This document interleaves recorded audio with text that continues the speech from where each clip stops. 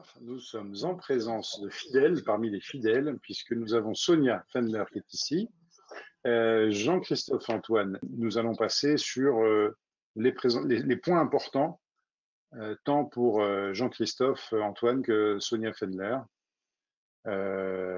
sur la décision d'investissement, à quoi il faut faire attention pour chacun d'entre eux. Les 5 choses à savoir avant d'investir dans des SCPI.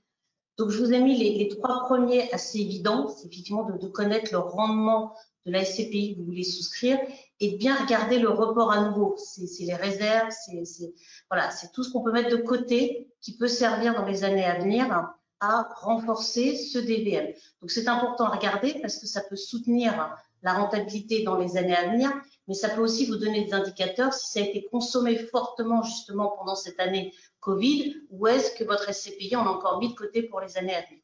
Le deuxième point à bien regarder, c'est les taux d'occupation physique et financier, c'est-à-dire est-ce que vos immeubles sont occupés par des locataires d'un point de vue physique et est-ce qu'ils payent des loyers.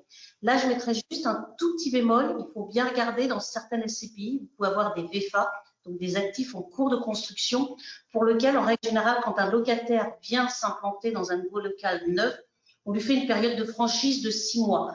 Donc, vous avez un taux d'occupation physique assez élevé, mais financier réduit pendant 6 mois, le temps qu'il s'installe, qu'il fasse ses travaux et qui après remonte. Donc, ça reste un très bon actif, mais il faut prendre ce petit recul.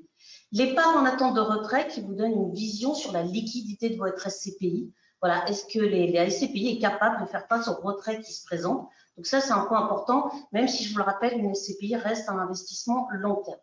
Je vous ai mis 2 autres items qui pour moi sont cruciaux, mais qui se voient moins facilement puisqu'il faut aller rentrer dans le cœur du moteur. Et le cœur du moteur, ça reste quand même la stratégie d'investissement de votre SCPI. Voilà, comment votre directeur des investissements de votre SCPI, quelle typologie d'actifs il va chercher? Est-ce qu'il a une stratégie d'aller chercher des actifs immobiliers avec des rendements très élevés, mais éventuellement dans une localisation qui n'est pas la bonne? Est-ce qu'à chaque fois qu'il achète un actif, il se pose la question, dans 10 ans, qu'est-ce que je peux en faire? Aujourd'hui, il y a quel type de locataire? Demain, quel type de locataire je peux en mettre? Et le dernier point qui va tout à fait avec la stratégie d'investissement immobilier, c'est la gestion locative. Est-ce que votre SCPI, elle a un asset manager très dynamique qui sait aller chercher des nouveaux locataires, qui sait les garder, parce que c'est très bien de savoir en chercher des nouveaux, mais il faut savoir garder les locataires existants. Et enfin, le dernier point, qui vient d'un monde de l'assurance, j'ai trouvé que le monde de l'immobilier n'était pas du tout transparent, même s'il y a des gros progrès ces derniers mois. Voilà, je trouve que la fréquence, la transparence dans les reportings que vous pouvez avoir, notamment les bulletins trimestriels, c'est un vrai critère de choix. Plus c'est transparent, que ce soit sur les indicateurs financiers, mais n'oublions pas, on a la chance d'avoir des actifs tangibles, donc avec des immeubles, avec des locataires. Donc plus il y a d'informations dans ces bulletins trimestriels, plus vous pouvez faire confiance à votre SCPI. Louis, je suis désolée, j'ai pris un petit peu d'avance, mais voilà en tout cas les 5 choses clés pour Altixia avant d'investir.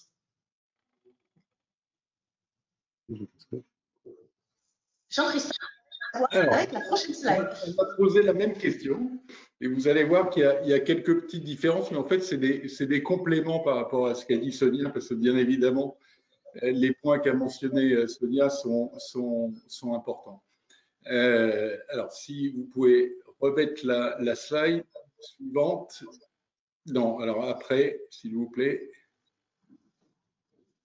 Voilà.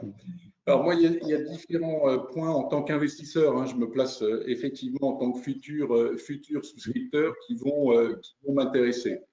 Il n'y a pas d'ordre de priorité dans les points que je vais vous citer, mais c'est des choses qui me paraissent importantes.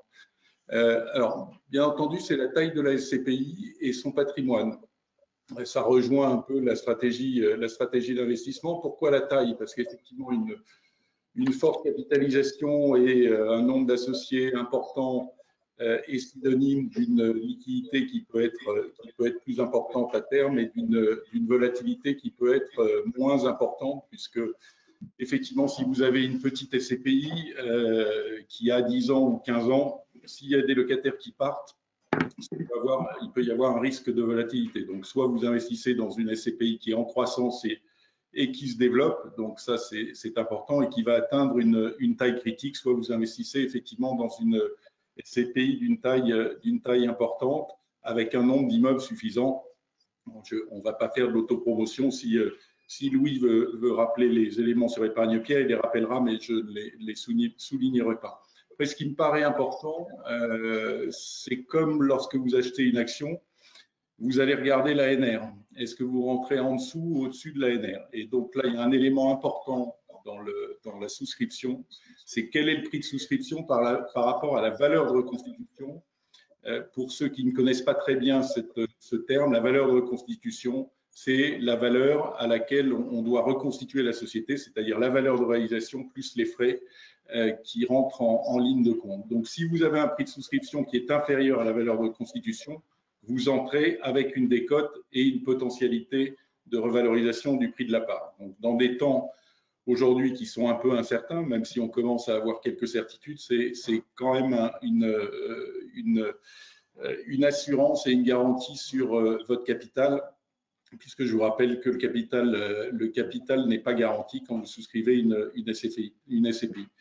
Alors, le taux d'occupation financier, comme l'a dit Sonia, mais c'est à double détente. Effectivement, le taux d'occupation financier élevé prouve a priori que la gestion est faite et relativement ou très bien faite par la SCPI que vous avez choisie. Donc, un taux d'occupation optimal de l'ordre de 95, de 94 à 98%, effectivement, prouve que la SCPI est bien gérée dans la définition du taux d'occupation financier, parce que vous n'atteindrez jamais 100% sauf en démarrage de SCPI. A contrario, vous pourriez me dire aussi, mais une SCPI qui a 75% de taux d'occupation, ce qui ne se constate pas sur le marché, hein, à mon avis, aujourd'hui, elle a un potentiel. Bah, oui, elle a un potentiel, mais il y a aussi un défaut de gestion, visiblement, si elle est à 75% de taux d'occupation. Le taux d'endettement et la stratégie d'endettement me paraît un élément important. C'est quelque chose qu'on ne prend pas souvent en ligne de compte. C'est-à-dire que le taux d'endettement, effectivement, vous le voyez bien et vous le constatez, on a un effet de levier qui est largement positif aujourd'hui, avec des taux d'intérêt qui sont faibles à l'acquisition. Mais quelle est la stratégie d'endettement? Donc, effectivement, plus la SCPI va avoir un taux d'endettement élevé, elle est à son maximum de plafond, elle n'aura pas plus de potentialité d'augmenter son rendement, puisqu'elle ne pourra pas utiliser cet effet de levier, elle ne pourra plus l'utiliser.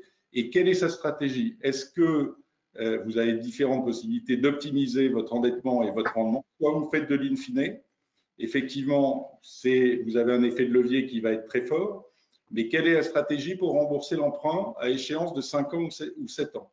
Parce qu'en général, c'est les durées du prêt in fine. Donc, il faut bien regarder la stratégie d'endettement de la société, qu'il y ait à la fois une partie d'amortissable et une partie d'in fine, puisque in fine, si dans 5 ans vous devez rembourser, comment vous allez rembourser? Soit vous allez rembourser par la collecte qui va arriver, soit vous allez rembourser en refinançant à long terme, mais est-ce que les taux d'intérêt seront aussi faibles dans 5 ans qu'ils le sont aujourd'hui? Donc ça, c'est le point d'interrogation.